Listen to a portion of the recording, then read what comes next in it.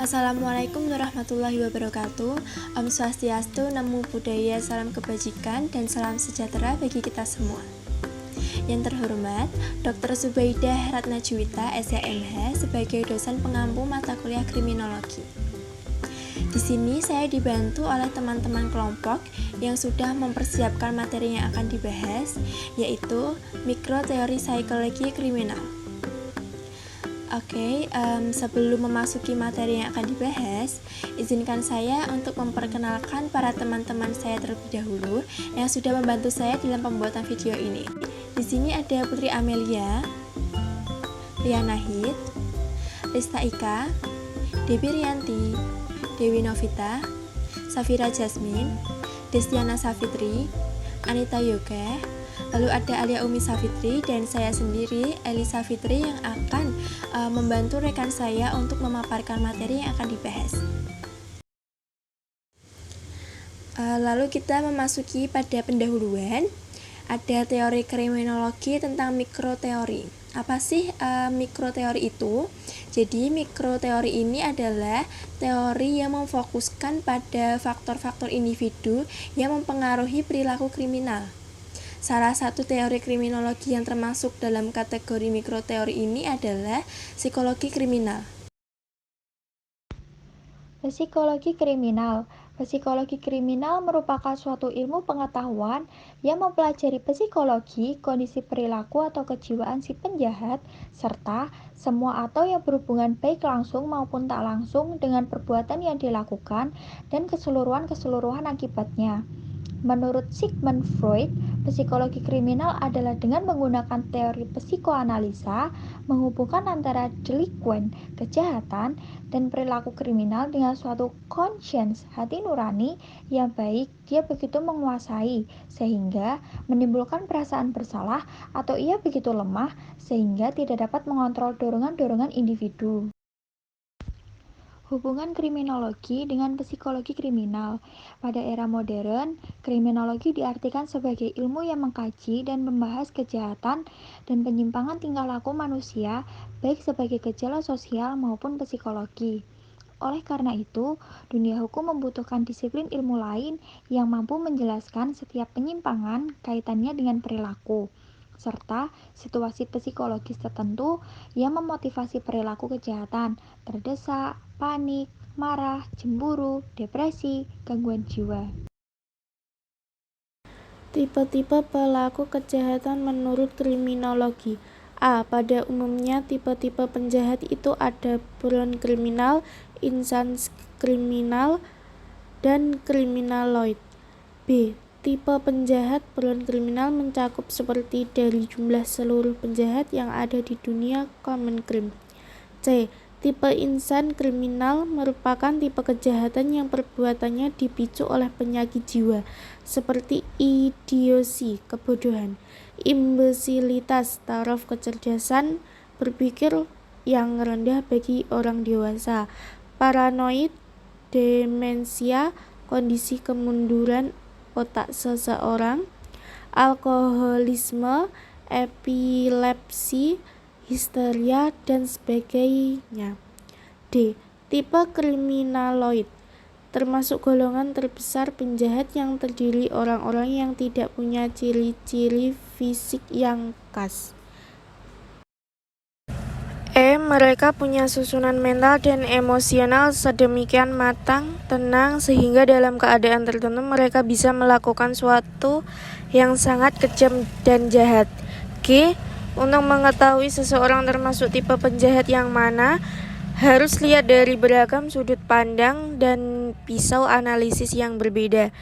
H. Aparat hukum juga tidak dapat langsung menetapkan karakter seorang tersangka dengan satu metode analisis saja. I. Harus ada pendekatan ilmu yang lain dijadikan bahan pelengkap. J. Seperti melihat gestur, karakter, kepribadian, emosi seseorang. Kriminolog dalam mencari tahu soal gestur perlu dibantu oleh psikolog yang lebih paham dan menguasai hal tersebut. Teori psikologi kriminal. A. Trait teori atau teori sifat. Hanji Eisen, seorang psikolog Inggris, beliau menjelaskan kejahatan sebagai hasil dari karakteristik kepribadian yang mendasar atau sifat-sifat yang dia yakini sebagian besar diwariskan. Karakteristik kepribadian individu sifatnya relatif tetap dan konsisten, serta tiap individu berbeda. Menurut teori sifat, ketika seorang bertambah tua atau berpindah dari satu tempat ke tempat lain, kepribadiannya sebagian besar tetap utuh, didefinisikan oleh ciri-ciri yang membentuknya. Orang yang cenderung melakukan tindakan kriminal dicirikan oleh egoisme, ketidakpedulian terhadap penderitaan dan kebutuhan orang lain, impulsif, dan kontrol diri yang rendah.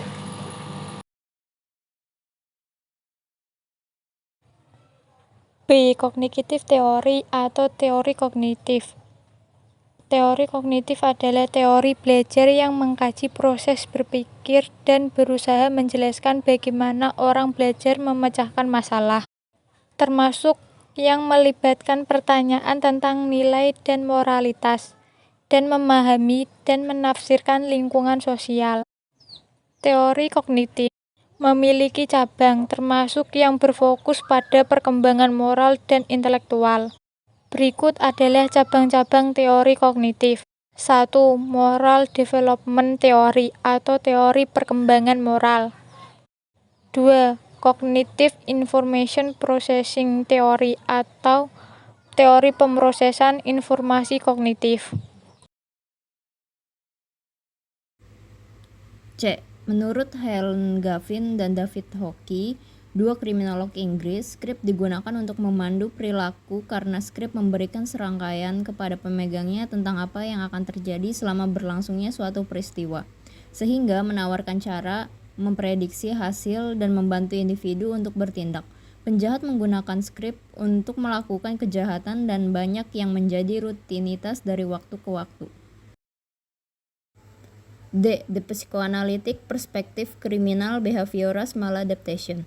Sigmund Freud menciptakan istilah psikoanalisis pada tahun 1896 dan mendasarkan seluruh teori perilaku manusia di atasnya.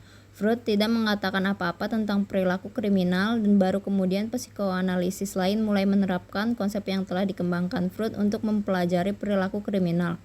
Dari sudut pandang psikoanalisis, perilaku kriminal adalah maladaptif atau produk dari kekurangan kepribadian pelaku. Ketidakcukupan yang signifikan dapat mengakibatkan penyakit mental yang parah yang dapat menjadi penyebab langsung kejahatan. E. Frustration Aggression Theory atau teori frustasi agresi. Dalam tulisan awalnya, Freud menyarankan bahwa perilaku agresif adalah respon alami terhadap frustasi dan keterbatasan yang dikenakan pada seseorang. Teori frustasi agresi ini kemudian dikembangkan lebih lengkap dalam tulisan-tulisan G. Dollard, Albert Bandura, Richard H. Walters, dan lain-lain. Teori frustasi agresi Dollard menyatakan bahwa frustasi dapat menyebabkan berbagai bentuk perilaku, termasuk regresi, sublimasi, dan fantasi agresif langsung terhadap orang lain, dan itu adalah konsekuensi yang paling mungkin terjadi karena setiap orang terkadang mengalami frustasi dalam hidup. Contoh kasus pencurian Mariana versus pegawai Alfamart diduga akibat kleptomania. Kasus ini bermula ketika beredar video seorang pegawai Alfamart merekam seorang wanita berkacamata masuk ke dalam mobil. Saat ditagih untuk membayar, konsumen itu mengembalikan setumpuk coklat sambil berjalan kembali ke kasir. Dari hasil investigasi, pihak Alfamart mengklaim konsumen itu juga mengambil produk selain coklat. Perusahaan pun akan mengambil langkah hukum untuk menyelesaikan permasalahan ini. H. Corporate Affairs Direktur PT Sumber Alvaria Trijaya Tbk, Solihin mengatakan pihaknya menunjuk pengacara Hotman Paris Hutapea sebagai kuasa hukum atas kasus intimidasi yang dialami oleh salah satu karyawan minimarket Alfamart Sampora, Tangerang Selatan. Solihin mengatakan pihaknya sepenuhnya mendukung karyawan yang berdasarkan investigasi awal menjalankan tugasnya sesuai prosedur. Diduga, pencurian itu diakibatkan oleh gangguan kleptomania yang dialami Mariana. Kleptomania adalah salah satu sindrom atau gangguan mental, gangguan psikologis yang membuat orang kesulitan untuk mengelola dirinya. sehingga berulang kali mencuri atau mengambil barang milik orang lain, jelas Margareta. Dalam hal ini, mencuri atau mengambil barang milik orang lain yang dimaksud sebenarnya bukanlah barang-barang yang dibutuhkan, melainkan yang diinginkan. Padahal sebenarnya, barang yang diinginkan tersebut mampu dimiliki oleh pengidap gangguan kleptomania secara normal dengan membeli. Jadi ini lebih tentang impuls, kesulitan mengelola impuls, terangnya. Video terkait di bawah ini adalah kronologi kasus pencurian Mariana versus pegawai Alfamart diduga akibat kleptomania. Enggak mau lah, bayar dulu lah. Sini. Dan saya memohon maaf kepada Ibu Mariana karena atas video yang tersebar kemarin. Halo pegawai Alfamart, kamu hubungi saya, jangan takut, saya siap membela kamu gratis.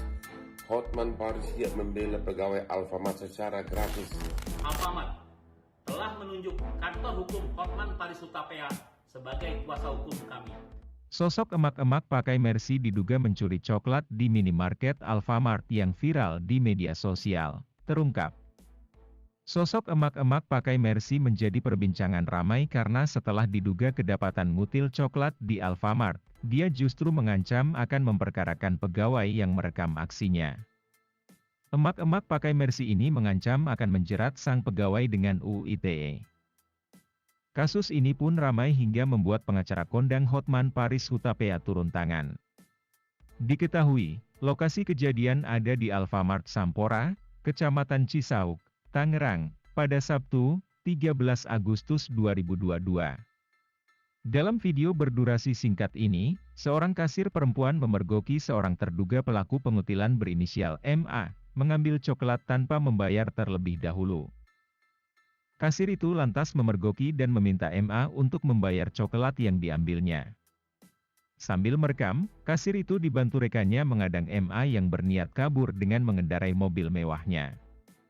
Namun, kasus itu malah menjadikan kasir yang diketahui bernama A itu terancam pidana.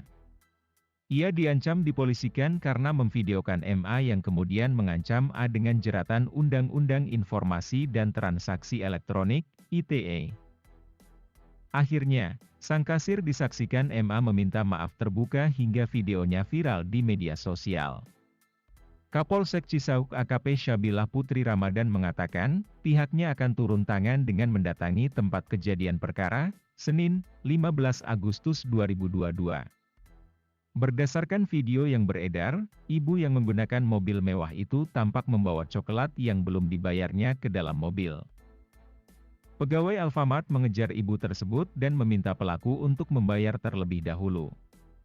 Terbaru, PT Sumber Alvaria Trijaya Tbk atau Alfamart, menunjuk pengacara kantor hukum Hotman Paris Hutapea atas kasus pengutilan yang berujung pada intimidasi terhadap karyawannya. Solihin, Corporate Affair Director PT Sumber Alvaria Trijaya Tbk, dalam sebuah videonya mengatakan telah menunjuk kantor hukum Hotman Paris Hutapea sebagai kuasa hukum kasus tersebut. Solihin menegaskan bahwa tindakan karyawannya sudah benar. Sebelumnya, melalui Instagram resminya, Alfamart juga sudah menuliskan sikapnya. Karyawan kami menyaksikan kejadian konsumen yang telah mengambil barang tanpa membayar. Setelah dimintai pertanggungjawaban, konsumen baru membayar produk coklat yang diambilnya. Dari investigasi karyawan pun menemukan produk lain yang diambil selain coklat, kata Alfamart dalam keterangan resminya. Usai merekam aksi dugaan pencurian ini hingga viral di media sosial, karyawan Alfamart justru terpaksa minta maaf. Dalam sebuah video klarifikasi singkat, A membacakan permohonan maaf agar masalah ini tidak dibawa ke ranah hukum. Alfamart sangat menyayangkan adanya tindakan lanjutan sepihak dari konsumen dengan membawa pengacara yang membuat karyawan Alfamart tertekan, ujarnya. Saat ini, Alfamart sedang melakukan investigasi lebih lanjut. Sementara itu, Hotman Paris di laman Instagramnya juga menyatakan kesanggupannya membantu karyawan Alfamart untuk membawa kasusnya ke jalur hukum. Lalu, siapa emak-emak pakai Mercy tersebut? Informasi yang dihimpun, sosok wanita berinisial MA itu adalah seorang pengusaha seluler. Dia memiliki toko seluler di daerah ITC, BSD. Setelah kasus ini viral, akun toko seluler milik MA diserbu netizen hingga rating tokonya di Google menjadi bintang 1. Iya, coba saya lihat dulu mana. Ada. Saya ambil. Iya, kenapa ibu nggak jujur? Ya udah sini. Nggak mau lah, bayar dulu lah. Sini. Yuk. Gimana sih ngambil coklat? Saya lihat, Bu. Ngambil coklat segala. Bu, kalau udah ketahuan, maksudnya kita kan sama-sama baik dulu. Ya udah. Juga. Assalamualaikum warahmatullahi wabarakatuh. Saya karyawan Alfamart ingin mengklarifikasi video yang tersebar di media sosial. Karena sudah ada kesalahpahaman di antara kita berdua dan telah merugikan Ibu Mariana. Dan saya memohon maaf kepada Ibu Mariana karena atas video yang tersebar kemarin. Dan alhamdulillah hari ini sudah diselesaikan secara kekeluargaan. Sekian klarifikasi dari saya. Terima kasih. Namanya siapa? Nama saya Amelia. Ya. Bismillahirrahmanirrahim. Assalamualaikum warahmatullahi wabarakatuh. Saya dari tim Kuasa Ibu. Alhamdulillah pada hari ini sudah terjadi kesepakatan bersama. Artinya dari adik, nama siapa? Amelia. Amelia sudah memohon maaf dan sudah meminta maaf kepada Ibu Mariana atas video yang telah beredar. Maka video-video yang beredar kemarin itu adalah video yang sangat-sangat merugikan Ibu Mariana. Dan pada hari ini sudah selesai dan kepada karyawan dan manajer Alfamart kami memohon maaf juga atas terjadinya kesalahpahaman antara Ibu Mariana dan karyawan Alfamart. Mungkin dari saya terima kasih. Ibu ada yang ditambahin? Udah Pak, itu aja. Soalnya kan merugikan banget. Ya. Oke. Halo, salam pagi dari Bali. Hotman lagi di Bali, baca semua DM yang datang ke Hotman mengadu tentang pegawai Alfamart. Halo pegawai Alfamart, kamu hubungi saya, jangan takut, saya siap membela kamu gratis. Hotman Paris siap membela pegawai Alfamart secara gratis. Oke, hubungi saya, DM saya segera. Oke, jangan minta maaf kalau kau merasa tidak bersalah. Jangan minta maaf kalau kau tidak merasa bersalah. Lawan. Salam Hotman Paris dari Bali yang masih ngantuk-ngantuk. Ya, salam subuh. Oke, Alfamart, lawan. Assalamualaikum warahmatullahi wabarakatuh. Menanggapi terkait peristiwa pencurian yang terjadi di toko Alfamart Sampora, Tangerang Selatan pada hari Sabtu 13 Agustus 2022 yang lalu, saya mewakili manajemen Alfamart menyatakan dan menegaskan bahwa perusahaan sepenuhnya mendukung karyawan kami yang berdasarkan investigasi awal menjalankan tugasnya sesuai dengan prosedur. Kami menolak tindakan intimidasi yang dilakukan terhadap karyawan yang telah berupaya menjalankan tugasnya dengan baik. Alfamart telah menunjuk kantor hukum Hotman Paris Hutapea sebagai kuasa hukum kami. Kami berharap kasus ini dapat menjadi pembelajaran bagi semua pihak agar menghormati hak setiap warga negara di mata hukum. Demikian, billahi taufiq wal hidayah. Wassalamualaikum warahmatullahi wabarakatuh. Analisis kasus, penderita kleptomania apakah bisa dipidana? Adanya mekanisme pemeriksaan di perundang-undangan dengan fakta di lapangan bahwa memang benar pengidap penyakit kleptomania tidak bisa dipidana. DPS tentang tindak pidana pencurian yang dilakukan oleh kleptomania dihubungkan dengan pasal 44 Kitab Undang-Undang Pidana. Menurut pasal 44 ayat 1 KUHP yang berbunyi, barang siapa melakukan perbuatan yang tidak dapat dipertanggungjawabkan padanya disebabkan karena jiwanya cacat dalam tumbuhnya atau terganggu karena penyakit tidak dipidana. Adanya mekanisme pemeriksaan di perundang-undangan dengan fakta di lapangan bahwa memang benar pengidap penyakit kleptomania tidak bisa dipidana. Hal tersebut juga diperkuat dengan pasal 44 ayat 1 KUHP dengan keterangan ahli jiwa dalam persidangan karena dalam hasil pemeriksaan pelaku terbukti mengidap penyakit kleptomania, agar aparat penegak hukum tidak salah mempidanakan seseorang yang mempunyai penyakit jiwa karena perbuatannya. Sedangkan pengaturan tentang larangan melakukan pencurian tercantum dalam pasal 362 Kitab Undang-Undang Hukum Pidana tentang Pencurian. Dalam pasal 362 dikatakan, barang siapa mengambil barang yang sama sekali atau sebagian kepunyaan orang lain dengan maksud untuk memiliki barang itu dengan melawan hukum, dipidana karena mencuri dengan pidana penjara selama-lamanya 5 tahun atau denda sebanyak-banyaknya Rp9.000, yang jika dikonvensi berdasarkan peraturan Mahkamah Agung nomor 2 tahun 2012 tentang penyesuaian batas tindak pidana ringan dan jumlah denda dalam KUHP menjadi Rp9 juta. Kemudian, melihat dari kasus yang kami ambil, pihak konsumen pun membawa pengacara secara sepihak.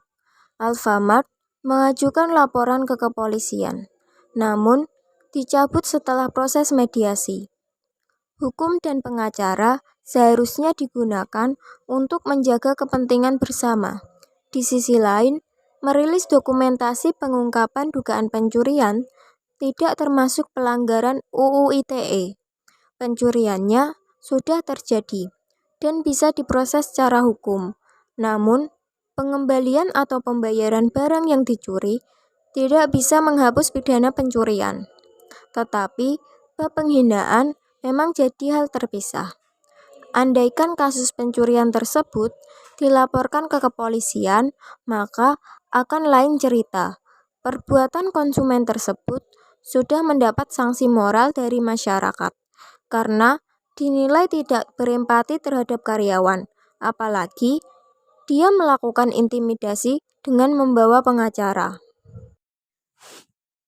Dari kasus tersebut, kita tahu bahwa tidak semua hal perlu dipublikasikan ke media sosial. Selesaikan secara bermartabat dan mengakui kesalahan. Kasus ini juga bisa menjadi pembelajaran bagi penegak hukum agar tidak sembarangan dalam memproses laporan yang terkait dengan UU ITE dan pencemaran nama baik. Kesimpulan, psikologi kriminal adalah salah satu cabang ilmu psikologi yang mempelajari tentang perilaku para pelaku kriminal dan proses mental seseorang kriminal. Ilmu psikologi kriminal mempelajari tentang mengapa individu atau suatu kelompok melakukan tindak kriminal. Psikologi kriminal mempelajari tentang pelaku kriminal dari segi psikologi dan juga mempelajari tentang penyebab langsung maupun tidak langsung dari perbuatan kriminal yang dilakukan. Psikologi kriminal juga mempelajari tentang keseluruhan akibat yang dihasilkan dari tindakan kriminal. Faktor individu dan lingkungan dapat mempengaruhi perilaku kriminal. Pada era modern, kriminologi diartikan sebagai ilmu yang mengkaji dan membahas kejahatan dan penyimpangan tingkah laku manusia baik sebagai sebuah gejala sosial maupun psikologi. Psikologi kriminal dalam hal ini juga mempelajari tingkah laku individu itu dan alasan munculnya tingkah laku yang bersifat asosial maupun yang bersifat kriminal. Tingkah laku individu atau manusia yang bersifat asosial ataupun yang bersifat kriminal tidaklah dapat dipisahkan dari manusia lain, karena manusia yang satu dengan lainnya adalah suatu jaringan dan mempunyai dasar yang sama. Tujuan dari psikologi kriminal adalah untuk memahami perilaku kriminal dan merancang upaya penanggulangan kejahatan yang lebih efektif.